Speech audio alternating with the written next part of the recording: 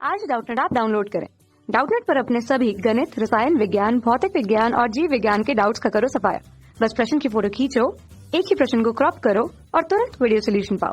अभी डाउनलोड करें। प्रश्न दिया है, एक ट्रांसमीटर से सूक्ष्म तरंगें सामान्य रूप से एक समतल परावर्तक की ओर चलती हैं। एक प्रेक्षक परावर्तक के लंबवत घूमता है तो 14 क्रमागत उच्चिष्टों के बीच जो है प्रेक्षक 0.14 मीटर चलता है।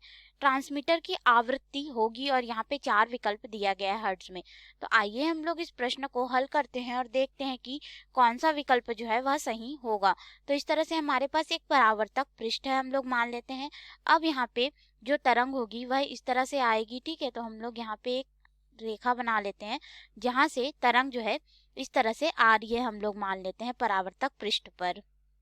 तो देखिए तरंग जो है इस तरह से परावर्तक पृष्ठ पर आ रही है, उसके बाद यह परावर्तित होकर के वापस इसी मार्ग में आ जाती है। तो हमारे पास ये तरंग इस तरह से आएगी परावर्तित होकर के, ठीक है। अब यह इधर आ रही है, तो देखिए हमारे पास यहाँ पे अगर हम लोग देखें तो ये जो मध्य बिंदु होगा इसका, यह हमें 2 क्रमागत उच्चिष्टों की हम लोग दूरी देख लेते हैं।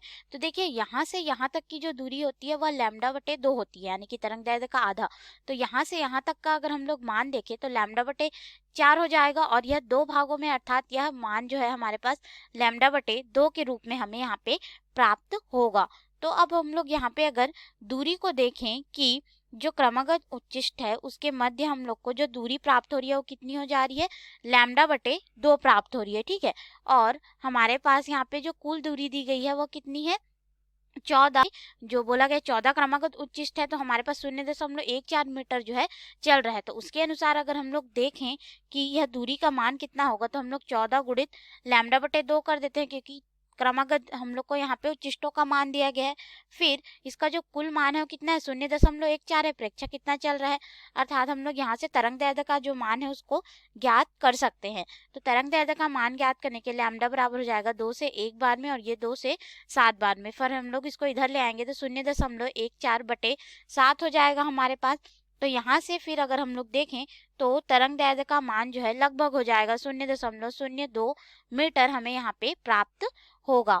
अब देखिए हम लोग जानते हैं कि जो आवृत्ति होती है या फिर हम लोग प्रकाश की चाल c बोले, यह हमारे पास हो जाता है आवृत्ति f गुणित यहाँ पे हो जाता है तरंग दैर्ध्य लैम्डा के बराबर, ठीक है। अब हम लोग को यहाँ से आवृत्ति f का मान ज्ञात करना है, तो हम लोग इसको इधर पक्षांतर कर देंगे। तो हमारे पास यहाँ पे हो जाता है आवृत्ति f बराबर प्रकाश की चाल c बटे तरंग दैर्ध्य लैम्डा। और हम लोग को यहाँ पे क्या बोला गया है कि ये सूक्ष्म तरंगे हैं जो कि प्रकाश की चाल के बराबर चलेंगी, अर्थात c का मान हो जाएगा 3 × 10⁸ मीटर बटे 0.02 मीटर।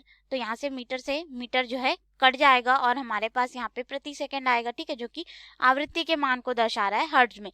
तो यहाँ पे देखिए ये इसको अगर हम लोग हल करेंगे तो 3 × 10⁸ और ये हो जाएगा 2 × 10⁻², ऊपर जाएगा धनात्मक 2 हो जाएगा, ठीक है। और इसके साथ में यह जो है जुड़ जाएगा और फिर हम लोग 2 से 3 को भाग दे देंगे तो हमारे पास यहाँ पे मान आ जाएगा 1.5 × 10⁻10 यहाँ पे जो है हमें हर्ट्ज में आवृत्ति का मान जो है प्राप्त होगा। अब इसके अनुसार हम लोग अपने विकल्प में आते हैं और देखते हैं कि कौन सा विकल्प जो है सही होगा। तो ए दिया है 1.5 × 10⁻10 हर्ट्ज, यानी कि ए विकल्प सही होगा।